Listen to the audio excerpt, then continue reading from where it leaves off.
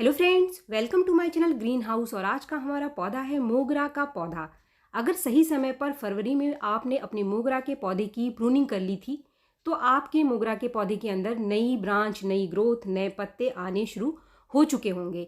ये मोगरा का दूसरा वीडियो है जो इस सीज़न में मैं आपके साथ शेयर कर रही हूँ। पहला वीडियो मैंने फरवरी में ही आपके साथ शेयर किया था जिसमें मैंने मोगरा की प्रूनिंग, उसके पौधे में क्या काम करना है, मिट्टी में कौन सा काम करना है, कौन सा खाद उसको देना है, ये पूरी जानकारी मैंने आपको अपने पहले वीडियो में दी थी। लेकिन अब समय है इसके ऊपर दूसरी फीडिंग देने का।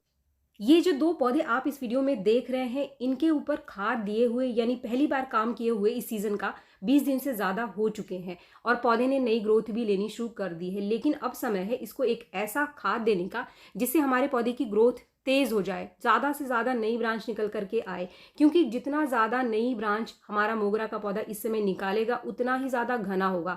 मोगरा का पौधा नई ब्रांच के ऊपर ही कलियां बनाता है। जैसे जैसे इसके ऊपर नई नई ब्रांच निकलती जाती है ये कलियां बनाता है और फ्लावरिंग करता है। तो आप स्टार्टिंग में ही मोगरा के पौधे पर जितनी ज़्यादा नई ब्रांच ले लेंगे, स्टार्टिंग से ही मोगरा आपका उतना ही घना होगा। तो सबसे पहले आपको जो काम करना है वो यही है कि हमें इसके ऊपर ज़्यादा से ज़्यादा ब्रांच कैसे लेनी है।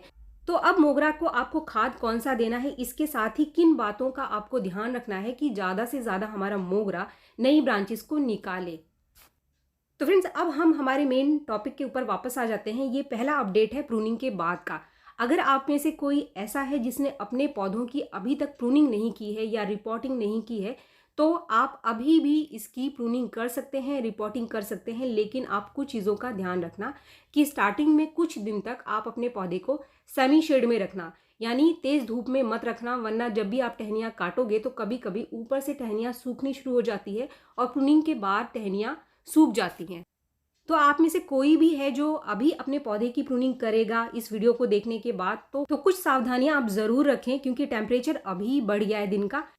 तो फ्रेंड्स, प्रूनिंग के बाद सबसे पहला काम आपको कौन सा करना है। अगर आपके पौधे के अंदर ग्रोथ आनी शुरू हो गई है तो इसके ऊपर जितने भी पुराने पत्ते हैं सबसे पहले आप धीरे धीरे उन पत्तों को हटा दीजिए। जैसा कि ये पहला वाला पौधा आप देख रहे हैं, इसके ऊपर सारे पुराने पत्ते मैंने कल ही हटाए हैं। लेकिन एक दूसरा पौधा जो कि वीडियो में मुझे आपको दिखाना है तो इसके अंदर की जो सारी पत्तियां हैं वो आज मैं अभी निकाल करके आपको इसी वीडियो में दिखाऊंगी। तो इसके जो पुराने पत्ते हैं आप इसको बिल्कुल भी मत रखना। जैसे ही नई ग्रोथ आनी शुरू हो जाए धीरे धीरे इसके जो पुराने पत्ते हैं आप हटाते चले जाएं। जैसे ही आप पुराने पत्ते हटाएंगे तो जो इसकी ग्रोथ है वो तेज़ हो जाती है। ये तेज़ी से नए पत्तों को निकालना शुरू कर देगा क्योंकि इसमें खाने की कमी होनी शुरू हो जाती है।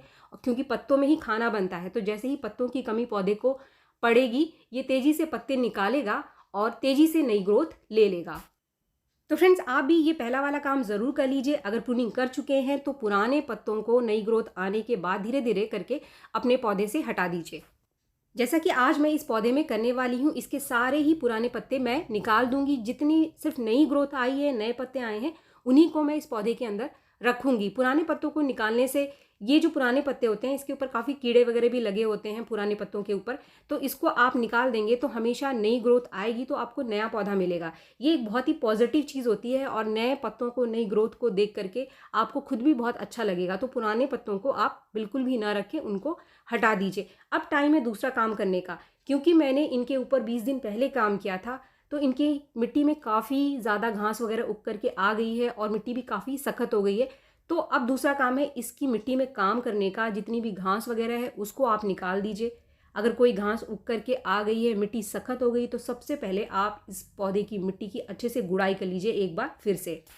गुड़ाई करने से जड़ें तेज़ी से ग्रोथ करती हैं क्योंकि जड़ों के अंदर ऑक्सीजन का संसार बढ़ जाता है। तो हमेशा 15-20 दिन पर एक बार जब भी मिट्टी आपको लगे कि सख्त हो गई है ऊपर से तो आप उसकी गुड़ाई ज़रूर कर दीजिए। इससे जो पानी है वो भी आसानी से नीचे से निकल जाता है, यानी आसानी से नीचे जड़ों तक पहुंच जाता है और बेस में रुकता भी नहीं है। तो इसलिए गुड़ाई भी हमें पौधे के अंदर 20-25 दिन पर एक बार ज़रूर करते रहना चाहिए। फ्रेंड्स, अब समय है इसको एक खाद देने का। तो खाद एक ऐसा होना चाहिए जो कि आपके पौधे की ग्रोथ को बढ़ा दे। इसके साथ ही जितनी भी ज़्यादा नई ग्रोथ निकल करके आए उसके ऊपर स्टार्टिंग से ही कलियां निकलनी शुरू हो जाएं और हमारा पौधा जल्दी से जल्दी फ्लावरिंग देना शुरू कर दे। लेकिन सबसे पहले यहाँ पर जो खाद हमको देनी है उसके अंदर अच्छी मात्रा नाइट्रोजन की होनी चाहिए जिससे कि पौधे में ज़्यादा से ज़्यादा नए पत्ते, नई ब्रांच निकल करके आए। पौधा शुरू से जितना ज़्यादा घना होगा आपका पौधा उतनी ही ज़्यादा फ्लावरिंग करेगा। दूसरा जो चीज़ इसको चाहिए वो चाहिए फास्फोरस। इसकी जड़ों की ग्रोथ को भी बढ़ाना है आपको, क्योंकि जब तक जड़ें नीचे से अच्छे से ग्रोथ नहीं करेंगी, न्यूट्रिशन को एब्जॉर्ब नहीं करेंगी, तब तक ऊपर भी आपको कोई ग्रोथ नहीं मिलेगी। तो फास्फोरस की कमी को पूरा करना है और नाइट्रोजन की कमी को पूरा करना है, तो ऐसा खाद आपको देना है जिसके अंदर अच्छी मात्रा में नाइट्रोजन हो और फास्फोरस की भी अच्छी मात्रा हो। तो फ्रेंड्स, आज के इस वीडियो में मैं आपके साथ शेयर करने वाली हूँ एक बहुत ही बढ़िया नेचुरल होममेड फर्टिलाइजर, जो कि पौधे के अंदर नाइट्रोजन और फास्फोरस दोनों की मात्रा को बढ़ा देगा। लेकिन आप में से अगर कोई है जो कि होममेड फर्टिलाइजर देने से बचना चाहता है, जिसको बनाने में प्रॉब्लम है, तो आप यहाँ पर इस पौधे की मिट्टी की गुड़ाई करके इसमें 4-5 मुट्ठी कंपोस्ट दे सकते हैं, जैसे कि वर्मी कंपोस्ट आप दे सकते हैं, या फिर आप गोबर की खाद भी अच्छे से पुरानी डिकम्पोज गोबर की खाद यहाँ पर दे सकते हैं। और उसके साथ अगर आपके पास घर के अंदर डीएपी रखा हुआ है, डीएपी एक केमिकल फर्टिलाइजर है, तो डीएपी के कुछ दाने आप इसको दे सकते हैं, क्योंकि डीएपी में नाइट्रोजन और फास्फोरस दोनों ही होता है।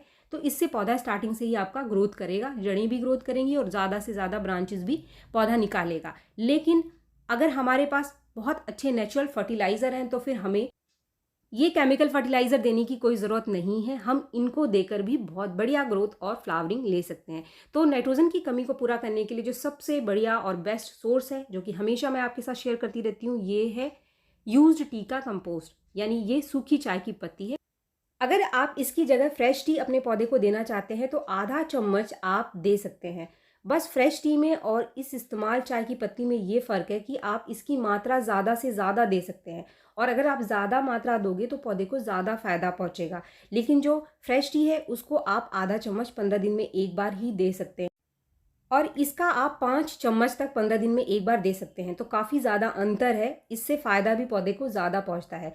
तो कोशिश करें कि आप इसी तरीके से इस्तेमाल करें। लेकिन अगर इमरजेंसी है, आप इस तरीके से नहीं बना पा रहे हैं, तो इसकी जगह आप आधा चम्मच फ्रेश टी या फिर आप आधा चम्मच कॉफ़ी पाउडर भी अपने पौधे को दे सकते हैं, क्योंकि जो कॉफ़ी पाउडर है, कॉफ़ी पाउडर में बहुत अच्छी मात्रा में नाइट्रोजन पाई जाती है।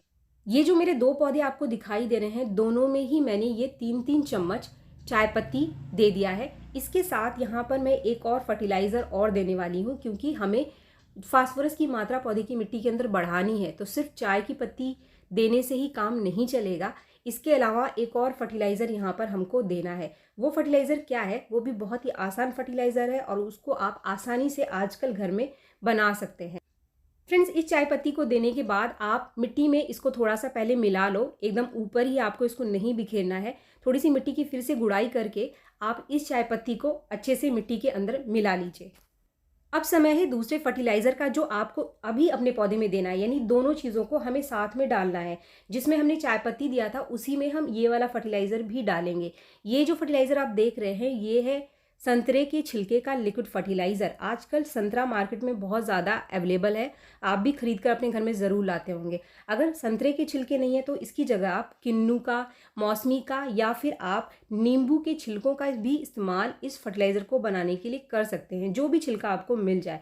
ये जो खट्टे छिलके मैं आपको बता रही हूँ, जो मैंने नाम आपको गिनाए, इन सब के अंदर नाइट्रोजन और फास्फोरस, ये नेचुरल सोर्स है फास्फोरस का और नाइट्रोजन का। तो अगर हम इसको साथ में दे देंगे चाय की पत्ती के, तो जो हमारे पौधे में कंसंट्रेशन है मिट्टी के अंदर फास्फोरस का और नाइट्रोजन का, वो बढ़ जाएगा। हमारे पौधे को एक ज़्यादा स्ट्रॉन्ग फर्टिलाइज़र मिलेगा। तो इसीलिए इन दोनों को आप अपने पौधे में एक साथ ही डालें। इस लिक्विड फर्टिलाइज़र को बनाना बहुत ही आसान है, मैंने एक पिछले वीडियो में भी इसको शेयर किया था। बस छिलकों को भिगो करके आप 1 दिन के लिए रख दो थोड़े से पानी में। ये जो छिलके आप देख रहे थे, ये 4-5 संतरे के छिलके थे। इसके बाद अगले दिन इसको आप छान लो। कुछ इस तरीके से छानने के बाद इसमें कम से कम 2 गुना और पानी आप मिला लो। फ्रेंड्स, ये जो छिलके बच गए हैं, इसको अभी आप फेंकना मत, आप फिर से इसके अंदर पानी डालो और अगले 1 दिन बाद या फिर 2 दिन बाद आप फिर से इसको छान करके इस पानी को आप अपने किसी और पौधों में दे सकते हैं। इस समय जितने भी फूलों वाले पौधे हैं, आप सभी में इस लिक्विड फर्टिलाइज़र का इस्तेमाल कर सकते हैं।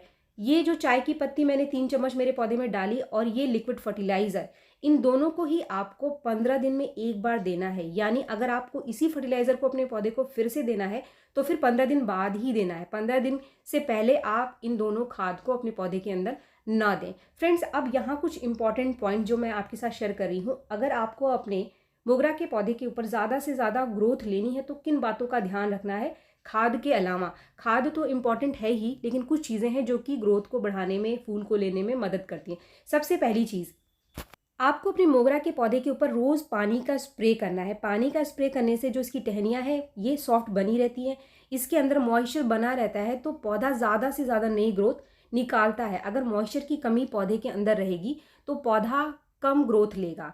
और मॉइस्चर तनों में भी होना चाहिए और मॉइस्चर मिट्टी के अंदर भी होना चाहिए। तो इसलिए दूसरा पॉइंट है, मिट्टी को आपको हमेशा मॉइस्ट बना करके रखना है। यानी पानी की कमी आपके पौधे के अंदर बिल्कुल भी इस समय नहीं होनी चाहिए, क्योंकि अब टेम्परेचर भी बढ़ रहा है।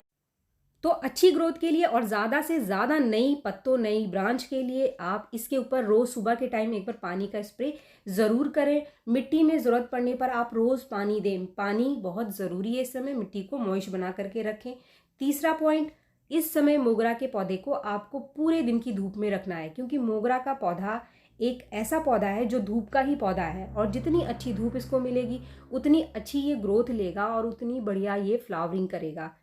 तो फ्रेंड्स, खाद के अलावा ये जो 3 चीज़ें मैंने आपको बताई, इनका आप ध्यान रखें। आपके पौधे की जो सूखी टहनियाँ हैं ये बहुत सारी नई ग्रोथ और कुछ ही दिन में अनगिनत कलियों और फूलों से भर जाएंगी। आपका जो मोगरा का पौधा है ना, वो घना हो जाएगा बिल्कुल बरगद की तरह, इतनी ज़्यादा नई ब्रांचेस को ये निकालेगा।